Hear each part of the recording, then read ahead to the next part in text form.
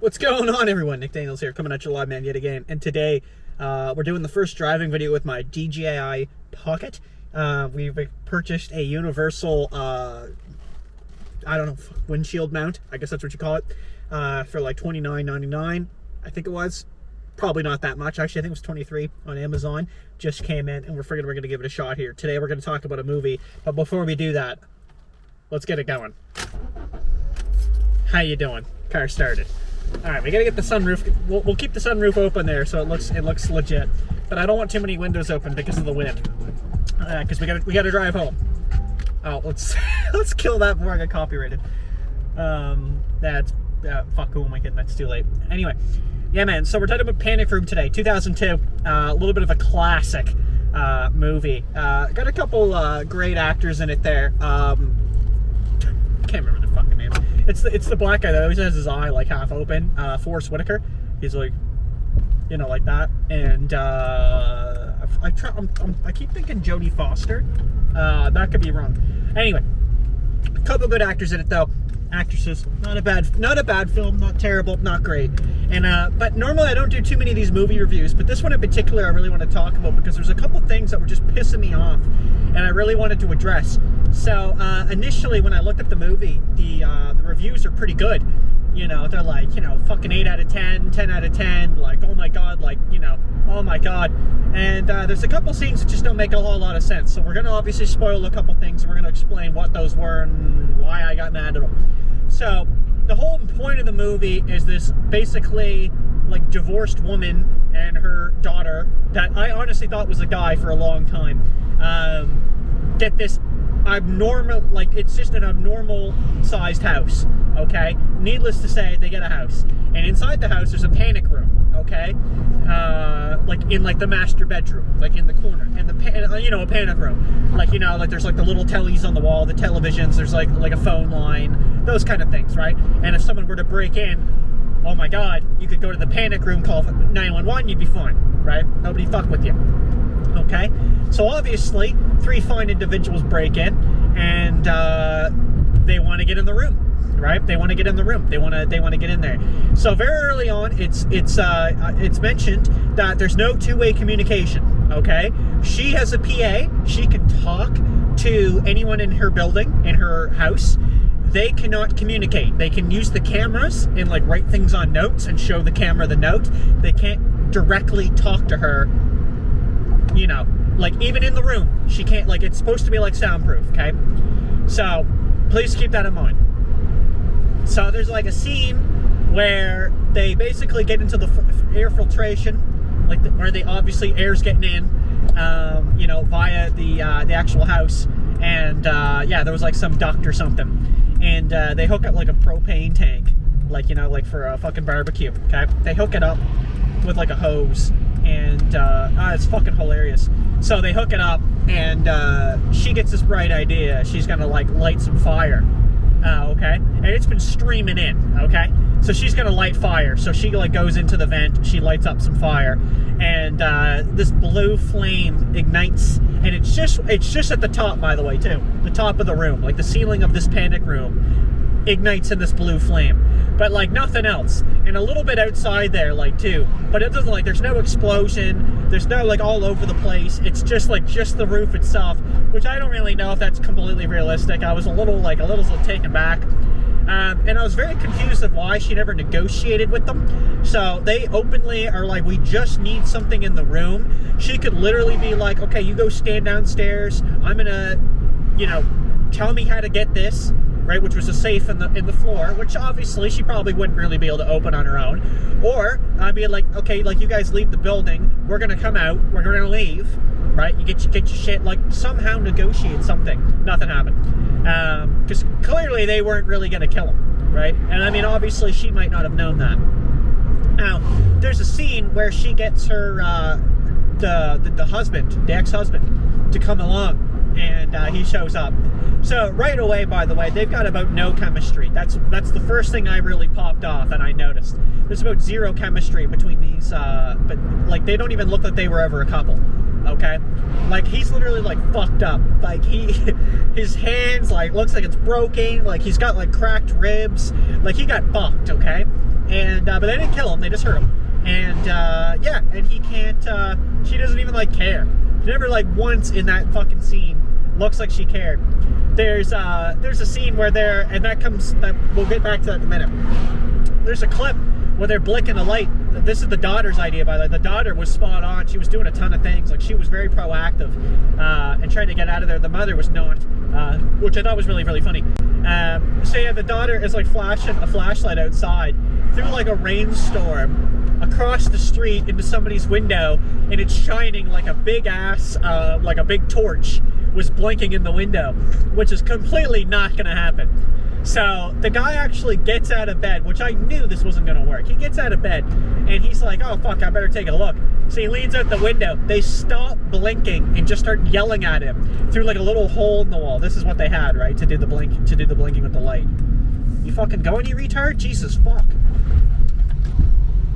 Sorry. And we got Patty and Sam out there. Anyway, we're gonna hang out here anyway. We're getting home, so we'll be sitting in the car for the rest of the thing, so I can properly rant here. But yeah, so like I said, it's here, let's just get this shit up here. Watch this. We'll get the fucking sunroof for you here for just the last couple minutes of this. I gotta finish this anyway, so fuck them. But yeah, so it's fucked up because if you think about it, like I just don't understand. They had no relationship, you know, at all. I was like, okay, I'm a little confused because like I mean, I understand they were divorced, but I mean, you know, whatever. And the flashlight was just the same thing, because when Buddy comes to look at it, like, you know, it's not going to work. They just start yelling, and like they're in the panic room. You're not supposed to hear anything out of the panic room, like nothing. There's supposed to be no sound coming in or out. That's the panic room. Nobody would know you're in there either. That's the point. And yeah, and they just start like fucking yelling and screaming, and the guy just goes back to bed. Like it's like literally like a fucking thunderstorm out there, and they can clearly see that there's a little fucking hole. That's all they got. It's like, I don't know, probably like yay big. They can just look through that. That's what they're using the flashlight. And like, I don't know why they would have stopped the blinking. Would the guy even have known? I think they were doing like Morse code or something. Like, I don't know how the daughter knew this shit. I think they said it, and yeah, like, he's not gonna know that shit. But I mean, obviously, you're blinking at him enough, like, and, you know, maybe start changing it or something. Buddy would have might have clued in. I don't know. Kind of pissed. Yeah, kind of pissed with that. The biggest fucking slap in the face is two policemen arrive at like 3 or 4 in the morning, and she's on camera. Okay, now the role has switched, and she's outside. Now, granted, she never used her phone to make a call. She gets her cell phone, and she's got no service in there. And at no point does she ever, when she leaves the room, which happens a couple times, does she ever just call. Like, they can't hear her. We've already established that. There's no audio. So she could literally just, like, walk underneath one of the cameras, put something over top of it, for fuck's sakes. They couldn't see her, and just make a call. Right? They're not going to hear. They're not going to know. Don't understand why she didn't do that. 2 cops show up. Okay? This is where I got pissed off. Okay? And they're having a conversation. She's playing it off because the daughter is now in the safe room with the guys, like with the people, and she's scared for her daughter's safety, which makes sense. The cop says, if there's something you need to tell us, but you can't say it, like, let us know. Like, make a signal. Now's your time. Now's your chance. You wanna, you wanna start blinking your eyes. And she just like laughs it off. And I was really, really mad because, again, there's no two-way communication. They cannot hear her from the panic room. They have no idea what she's saying to the officers. They can see she's talking to them. So you could literally just explain, hey, by the way, there's somebody upstairs. Like, they've like, say they got a gun. My daughter's in this room. I can't have you come in. It's not, they're going to see that. But, like, if you can start getting people, plan something here, anything at all like that to signal to the officers that there is a crisis, there is an emergency. They can't hear them. So, like, they can't hear her. So I really failed to comprehend any reason at all in my life. And, like, this is why I need to make this review, because I just don't understand the logic behind that. And it gets worse. So, they leave, okay? And she played it off. And so it's all good. Now, there's one of the crooks, is what we're going to call him, which is Forrest Whitaker, who's supposed to play like kind of like a better crook. Like, he doesn't want to hurt anybody. We almost get a little backstory. Like, he needs this money for something specific. That's what it is. It's money that they're trying to get. And it's really important to him to get this. And so at some point, our main character, she gets the gun. These crooks had a gun. They had one gun. which Bunny was not happy with. The good crook. He was like, yeah, we shouldn't have brought that. Anyway, they brought the gun, and yeah, needless to say, man. So they she gets a hold of it though. Okay, and she's outside the room. So they were like, if you try to leave or something, or like you tell anybody, like that kind of thing, like we'll smoke your daughter. Okay, we're gonna kill her. We're gonna kill her. And they also threw in it, by the way, she was like fucking diabetic, just randomly. So like she had a watch on the whole time, and I couldn't figure out why for the life of me. I was like, that just doesn't make any sense. Like she's sleeping with the watch, like she's everywhere with the watch. Why she got the watch? And then like, yeah, sure enough, it was like she's like fucking having like a big stroke. You know, granted, I don't know anything about being diabetic or anything like that at all. But, yeah, she was having like a straight up seizure, like just in the floor. Hold on, we got a guy walking by here. We're just gonna keep talking, but he's walking by right now. There he goes. The fuck in your ass. Fuck off. Anyway, he's got a fucking man bun on. What a fruit. But anyway, yeah, man. So like I said, it's just fucking ridiculous, you know. So the good crook though. He makes a decision at the end, which we're going to get to in a minute, which I kind of laugh at. So there was one crook in particular who gets his fucking door, the door to the panic room actually gets closed on his hand.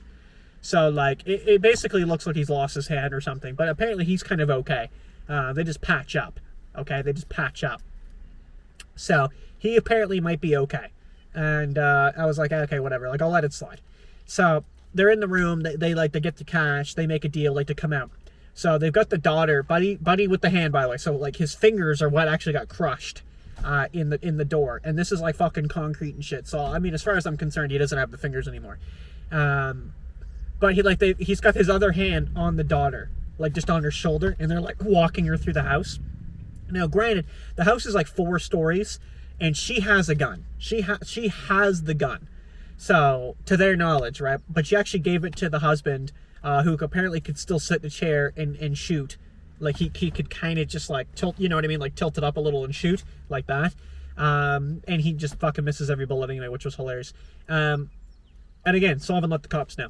So, yeah, so like obviously like she could clearly point the gun and like the daughter would be fine. They don't have anything to, like they're not going to like, I don't know. I really don't know about the daughter. I think she would have been okay. But anyway, so her plan is to come out with a sledgehammer, and the guy that was missing the finger, she like fucking whacks with the sledgehammer. I don't remember where she hit him. It was either head or back. If it was head, he should have been dead. The guy falls one of the stories, okay?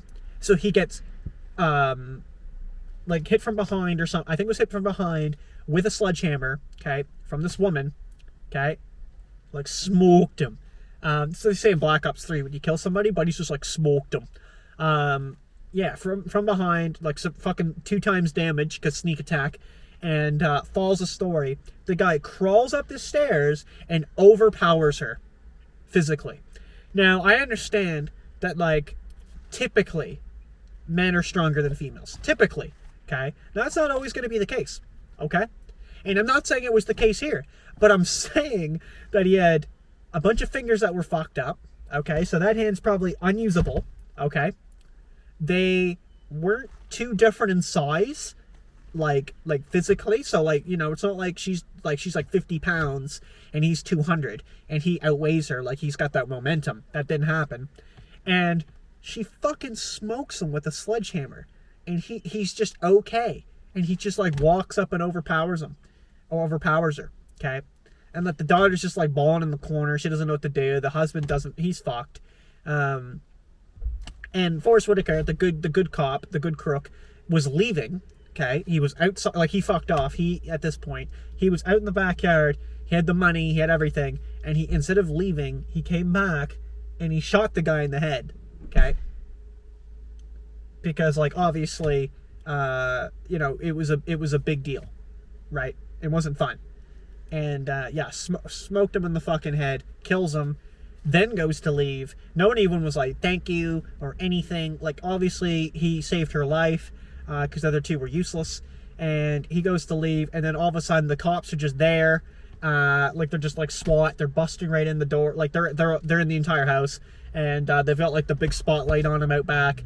And he just, like, puts up his hands, and, like, all the bond money that he has there. It's just like, it's like 21 million or something stupid.